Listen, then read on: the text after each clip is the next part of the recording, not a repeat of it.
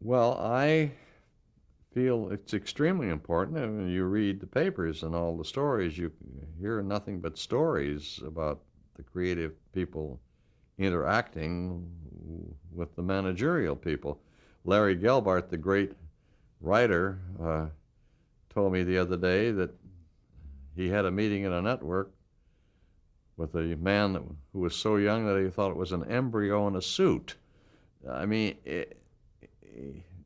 I don't know who any of the people are today. I read Harry Tetzlaff has taken over comedy at Fox. I don't know who Harry Tetzlaff is. And then he said, well, he was with the Jamie Whitworth Company and somebody. I never heard of any of these things, and yet they're all young people and probably were like we were when we were young, but they get into these jobs and they are powerful, and everybody just, and they get pressure from their bosses, make it funnier, make it better. They don't know. They get in and they get it.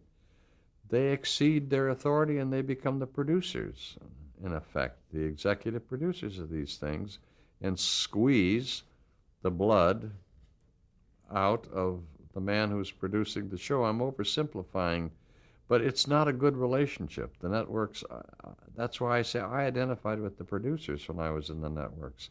I don't think these people in the networks should treat the creative community the way they always have, or the way they did in the movies. Harry Cohn and Zanuck and all those people used to, of course, they were more, it's a different thing. I shouldn't have brought that up, but in television, the people in management have too much to say about the shows, period.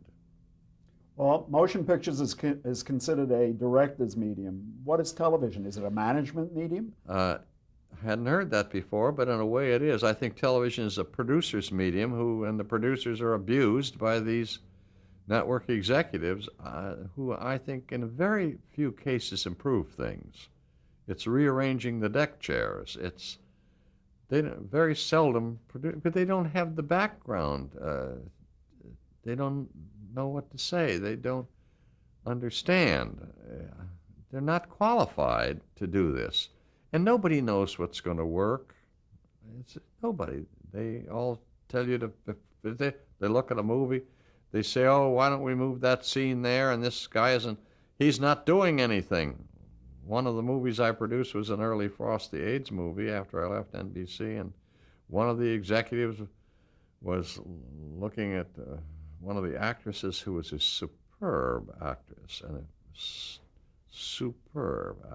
and Jenna Rollins, John Cassavetes' wife, who is just wonderful. And he was shouting in the screening room, she isn't doing anything, she's just standing there not doing anything.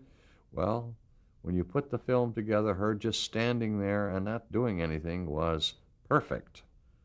But he didn't know. Well, it was too bad because we shot it, we went on to something else. It's just an example if you listen to them. Don't use that music is terrible. Music? You want to talk about music? I'll talk to you about music. And they start talking about music. They don't know a trombone from a glockenspiel.